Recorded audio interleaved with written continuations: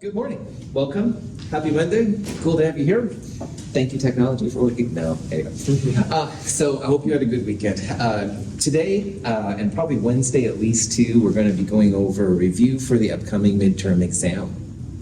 So this Friday, 1:10 p.m., we don't have a problem set quiz combination, but we'll take the midterm. The midterm is going to be about 2 hours in length. 20 multiple choice questions, 4 short answer questions, stuff like that. There is a sample midterm on our website and in the companion. And I do, especially if you're new to my world, you should check that out so you kind of know what you're getting into. You'll take the midterm this week. I'll return it to you the following Friday, unless you want to come get it in my office earlier. When you get it, there'll be a summary sheet attached to the back. And check this out. Make sure that the grades on there are correct. If you're missing the lab, turn it in, stuff like that. You get the lab completion bonus at the end if you're good. In addition to exam 1, exam prep 1 will be due this Friday. Exam Prep 1 worksheet is a series of questions where the answers given show your work going from the questions to the answer. I'm hoping that they're not too bad, but if you see anything on there that's weird, let me know. I can help you with that, get through them and stuff. Should be cool. Show detailed steps how you go from the question to the answer. Also, the lab we did last Friday, titration calculations, you'll turn that in on Friday. It's basically just that one cover page. You'll attach some work to the back of it, some computer-generated graphs, good to go. We won't have a lab this week. You'll complete instead the special lab, which is actually an online lab, but we're going to do it this week. It's just a couple of worksheets. I'm hoping it's kind of fun, pretty chill. The following Friday will be class presentations, by the way, so hopefully this will give you a chance to get all that stuff together. Oh boy. Questions on anything? All right, so let's get into the review. So what we're going to do is just start some review questions, and if you have questions on them, absolutely. I'll give you a chance to work on the problems first, and you can try to get the answer, and we'll talk about how to get the actual answer at the end. So this is a question I think we ended up with on Friday, but I just want to go through it once again because it is kind of important. We've got 0.535 grams of sodium hydroxide. We're adding it to 100 milliliters of water. What is the hydronium concentration in the solution? All right. So see if you can use this information. Now remember, sodium hydroxide may not have an explicit hydronium contribution, but you can figure out what it's going to be. And we'll talk about that here in a little bit. So see if you can figure out which one of those is correct. We'll go from there.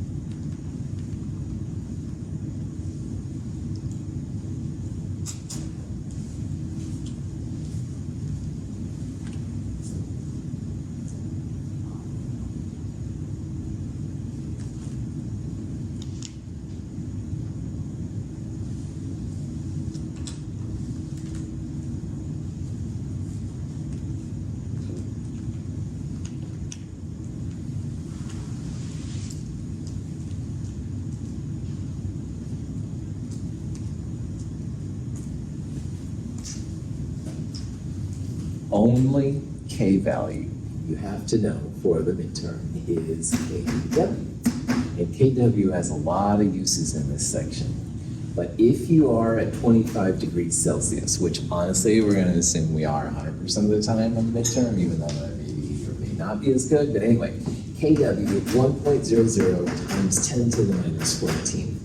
And this comes from the fact that water ionizes a little bit into hydronium and hydroxide.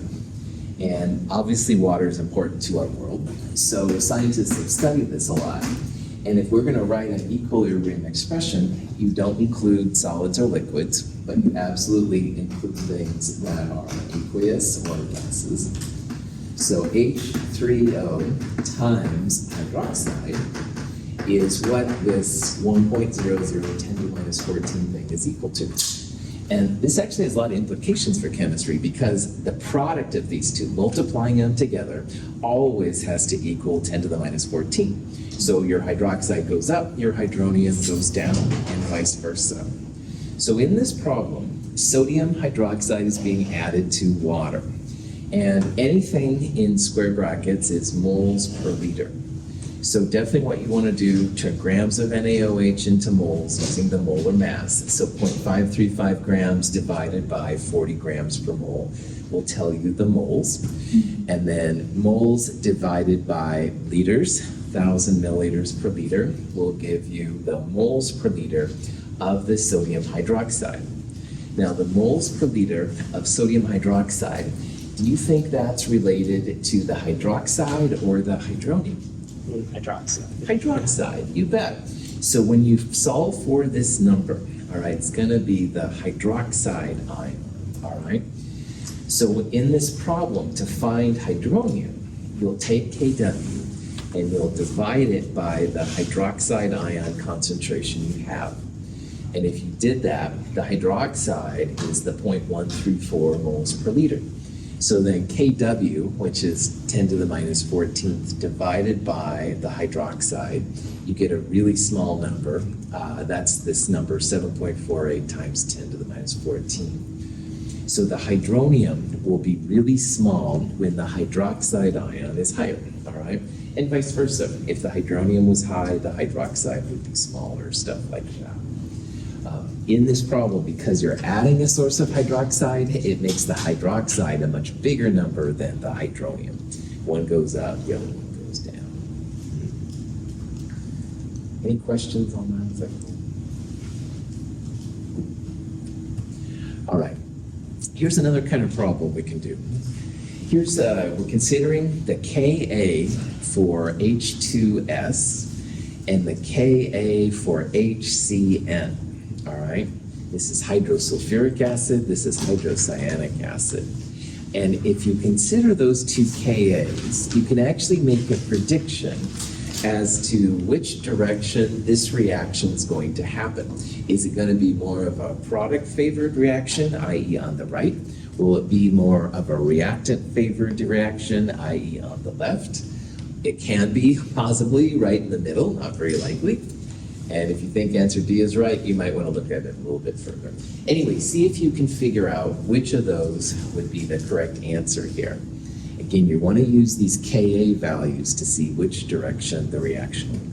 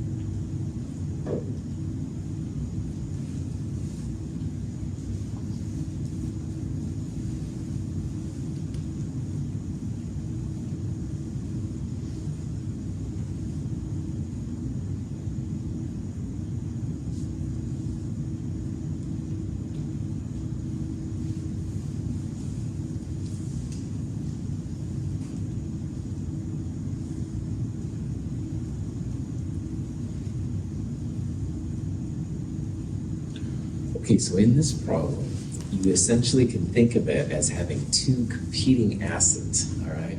And the acids have more hydrogen than their bases. So you can see HCN and CN minus are conjugates, all right? And if you're not certain the HCN has more hydrogen, it's going to be the acid, less hydrogen will be the base. So this is a conjugate pair, and this is a conjugate pair. This is the acid, more hydrogen than this guy has. So Ka is an acid dissociation constant. It's for weak acids more than anything. And you can have a generic representation of any acid, HA reacting with water, and the hydrogen, the acidic hydrogen jumps to the water to make hydronium, and then you have the conjugate base. So water, once again, is liquid, not part of equilibrium expressions. Ka, conjugate base times hydronium over HA. So what this also shows is that Ka is important when it comes to the amount of acid in a weak acid system, okay? Now, there's a couple different ways to do this problem, but probably the simplest way is just to realize that in these problems, the strong always pushes to the weak, all right? And if you look at the magnitudes of your Kas, the bigger Ka will push to the stronger, to the weaker, smaller Ka. So between 10 to the minus 7 and 10 to the minus 10, which of those numbers is bigger? Minus 7, that's right. It feels weird because these numbers are really small, but a 10 to the minus 7 is a bigger number than 10 to the minus 10. So what that tells the chemist is that H2S is a stronger acid than HCN. If you're at the same concentration and all that jazz, H2S is stronger than HN. So the H2S is going to push in the opposite direction, all right? It's going to push back as H2S is made because H2S is able to overpower the HCN. So this reaction is going to be more on the left. It's going to be reactant favored. And then you could just look at the Ka values to do this. You could do the same thing with the Kb values. You could look for the bigger Kb. It would push to the smaller Kb. But of course, on this problem, you really just had Kas. But it would be the same kind of process. Here's the Kb values. You could calculate them. Kw equals Ka times Kb. That's more fun than I intended for this problem, but that would be legit too. So, in this instance, the smaller Ka pushed against the bigger Ka. So the H2S is the bigger Ka, and it will push to the smaller Ka. So the bigger Ka is here, the smaller Ka is here.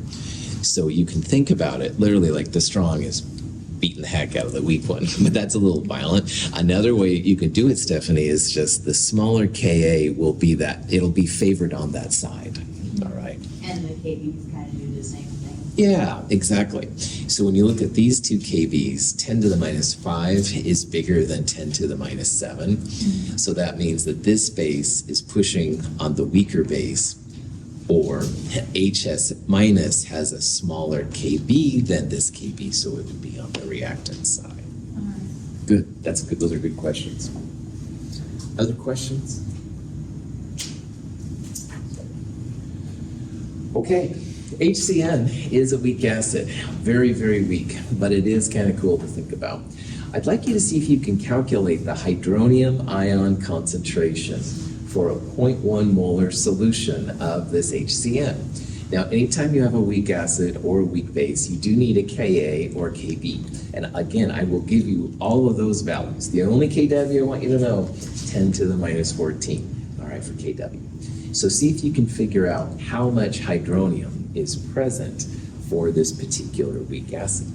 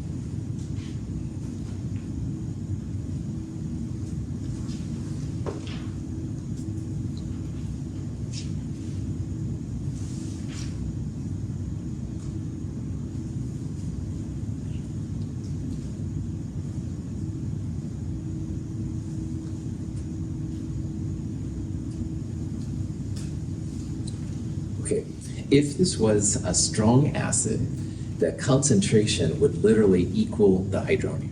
All right, and that's the advantage of those 5 strong acids. So 0.1 molar nitric acid, you'd have 0.1 molar hydronium. All right, that's good to go. But when it comes to weak acids, you've got to take into account the Ka. Now, earlier down here, I wrote how for these acids, some kind of acid reacts with water to make conjugate base and hydronium. And Ka was listed like this.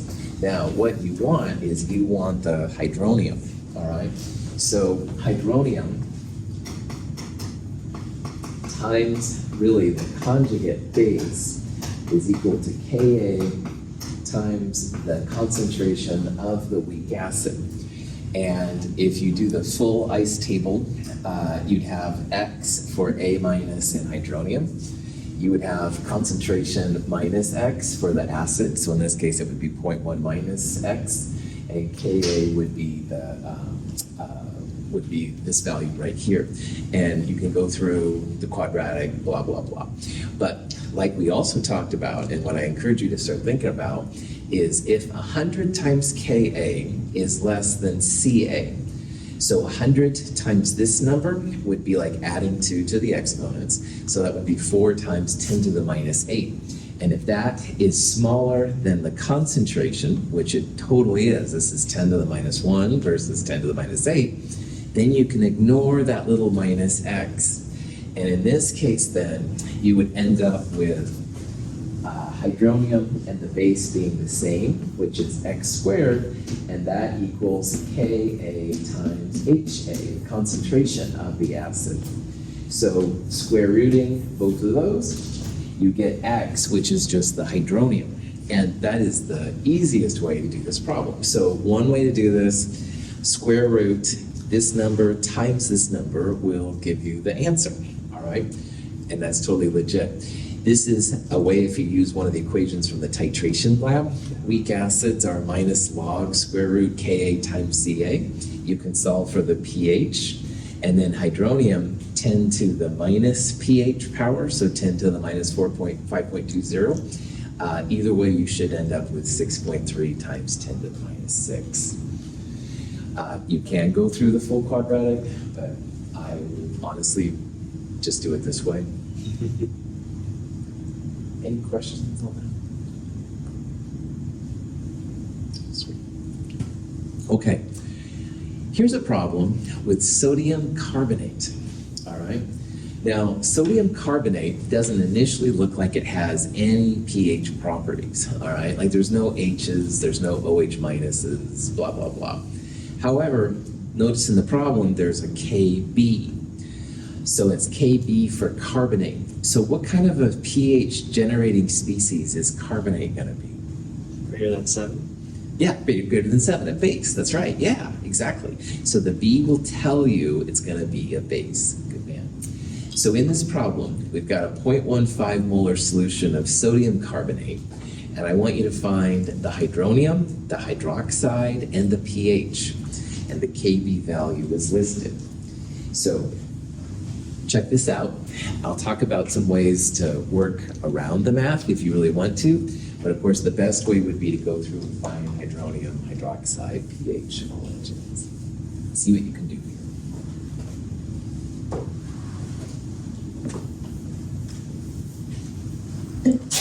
So,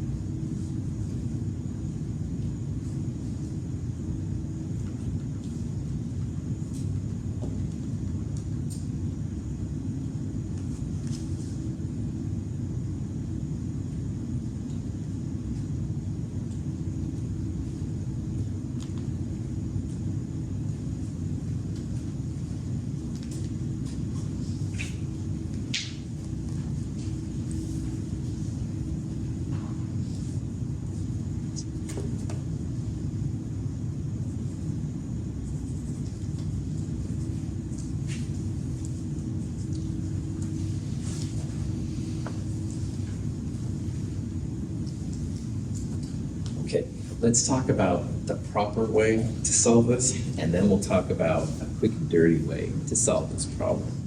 So Kb is a base dissociation constant. Means there's a base, means there's going to be hydroxide. All right. So the base reacts with water to make some kind of conjugate acid plus hydroxide. If you call the base B, then the conjugate acid would be Hb plus. It'll take the H plus from the acid and stuff. Anyway, don't put water in your equilibrium expressions. Kb would be the conjugate acid times hydroxide divided by the base. Missing a bracket there, sorry. So if you rearrange this a little bit, you get the conjugate acid times hydroxide equals Kb times Cb. My Cb is the concentration of the base. And then if you think about X as being both hydroxide and the conjugate acid, then you end up with X squared. And remember, X is hydroxide, so it's like hydroxide squared equals Kb times concentration of the base. Hydroxide would be square root Kb times the base. So in this problem, to get this column, you could take the square root of Kb, this number, times Cb. Now again, this number times 100 would be 2.1 times 10 to the minus 2, and that is still less than 10 to the minus 1, which is what that number is. So you can absolutely ignore quadratic unless you really want to, which is cool too. But anyway, that's the way that you can get hydroxide. Hydronium, as we saw earlier, Kw divided by hydroxide would give you that number. And you could then go minus log hydronium to get the pH. Now, if you want, I love this little expression right here. This is the pH of a weak base. It's 14 plus log square root Kb times Cb. So 14 plus log square root this times this would give you the pH.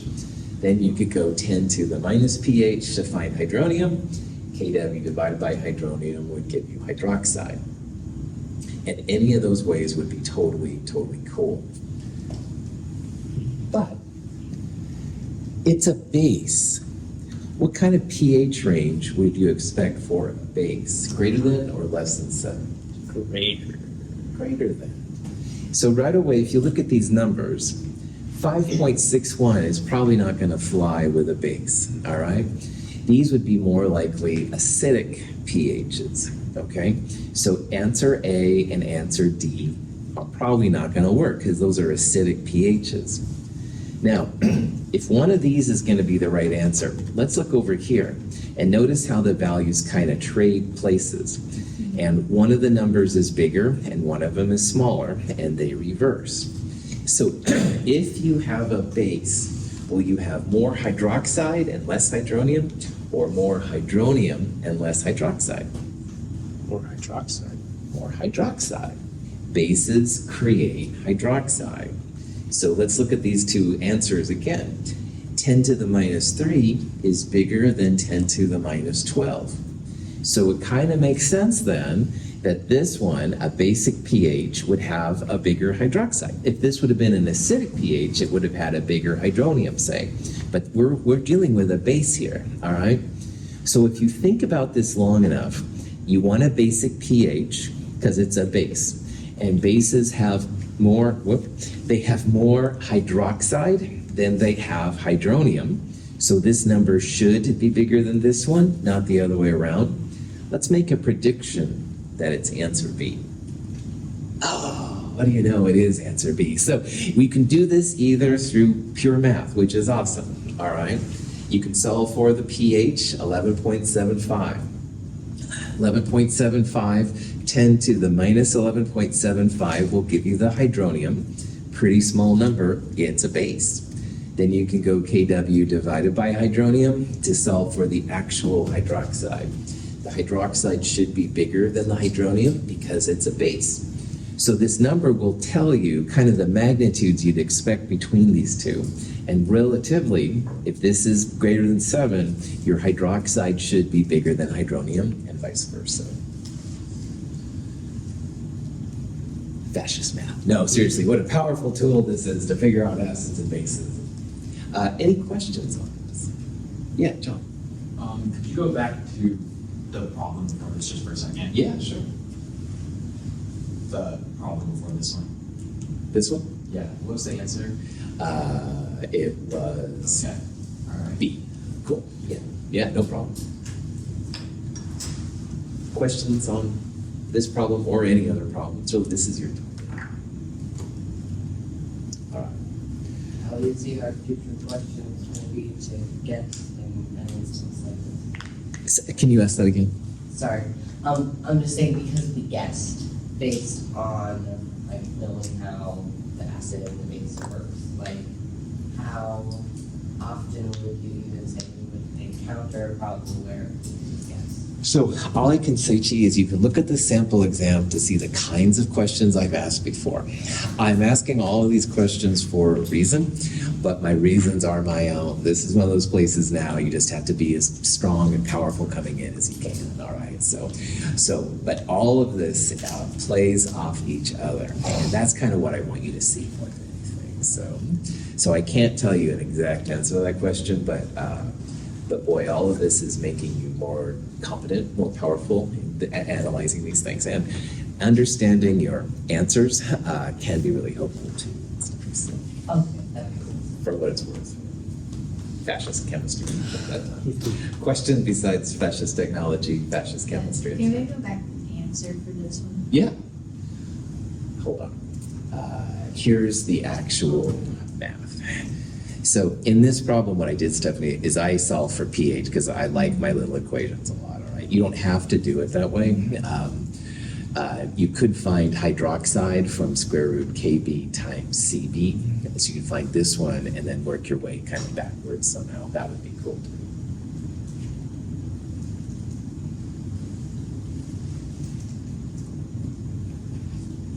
Okay. Yeah. Other questions?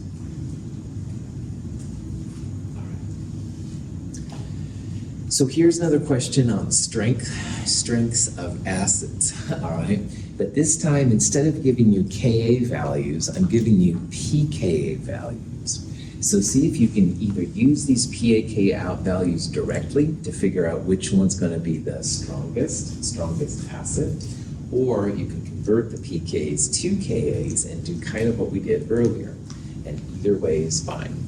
See if you can figure out, put them in order of increasing strength. So weakest one first, strongest one last.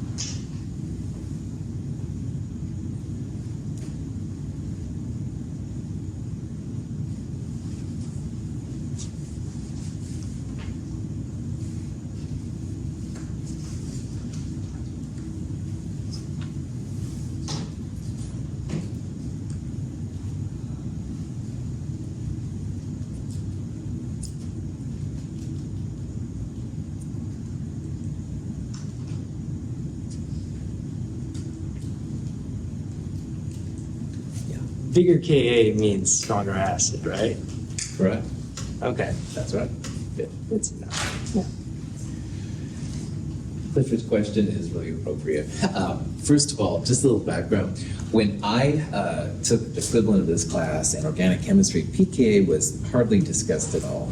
But in recent years, since back in the day, pKa is actually expressed a lot more. And I saw an organic chemistry textbook the other day with all the pKa values listed of the multitude of weak acids. So I think it's a really cool thing to spend a little time on.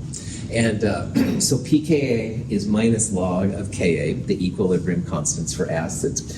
And the conjugates of each other would be Ka and Kb. So like acetic acid's conjugate is the acetate ion. You can compare the Ka and Kb together. And as we saw, the Ka and Kb, if they're conjugates, you multiply them together equals Kw, another use of the 1 Kw. To go from pKa to Ka, Ka is 10 to the minus pKa, which is analogous to pH. Hydronium equals 10 to the minus pH. And like hydronium plus hydroxide, you can make pH plus POH equals 14. Well, the conjugates are also equal to 14. pKa plus pKb equals 14. So I put up all these here for a reason. First of all, just to remind you a little bit about what Ka, pKa, pKb, etc. is all about. But what I really want to get across here is how you can think about a pKa kind of like a pH, all right? Now let's pretend just for a second that these were all the pHs of these solutions. And I said, wow, which of these solutions is the most acidic, all right? And you'd assume that these are all pHs now and not pKas. Well, which one of these numbers would be the most acidic? C. C, that's right. Small pH is more acidic. Bigger pH would be less acidic, okay? So if it was most acidic and it was pH, we'd say this was the most acidic, this would be the least acidic, blah, blah, blah, okay? Well, Ka is a similar kind of thing. As Ka gets bigger, like Clifford just said, you're going to have more hydronium running around. So Ka goes up, your amount of acid goes up. And that's how people think about the strengths of acid. The more hydronium, the stronger the acid, all right? Well, in these problems then, you can literally think about pKa as a way to indicate how the strength of the acid's going to be. The smallest pKa will be the least acidic acid, all right? And the smallest pKa, which is this number, will actually be the strongest of the weak acids. So again, my punchline for you is to think about them as kind of like pHs, all right? And smaller numbers, more acidic, stronger acids. Bigger numbers would be weaker acids, not as acidic, all right? All of you said either answer D or C, which is awesome. You saw there's going to be one of those two patterns, and I appreciate that. And it feels like, pK gets bigger, your acid strength gets bigger, but this darn pH system, this minus log thing, it's a reverse, all right? So your hydronium goes up, your pH goes down. Well, in this case then, your acid strength goes up, your pKa is going to go down too. It's a weird kind of an inverse thing and stuff, so. Any questions? So if you take organic chemistry one day and they give you a bunch of pKa's and it says which one of these is the strongest acid, the smallest pKa will give you the strongest acid. All right? Most product favorite, more hydronium, blah, blah, blah. Questions on that? Okay. We'll do one more here before take a break. It says, which one of these are going to be Lewis acids or Lewis bases? And so you can see here there's 1, 2, 3, 4, 5, 1, 2, 3, 4, 5. So go through and figure out if this one is an acid or a base and keep going through. E is very true, however, that's not the correct answer.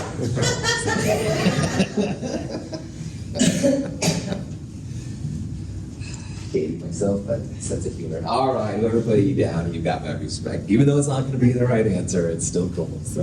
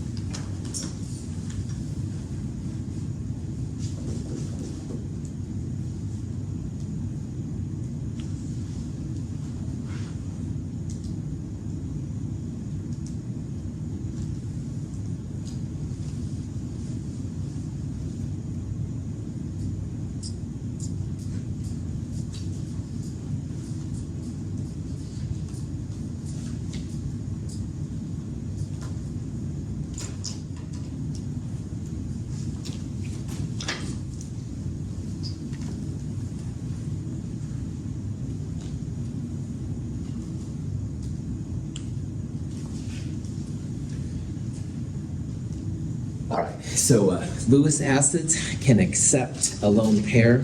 A Lewis base has a lone pair to be donated, all right? So Lewis bases are lone pair donators. Lewis acids are lone pair acceptors.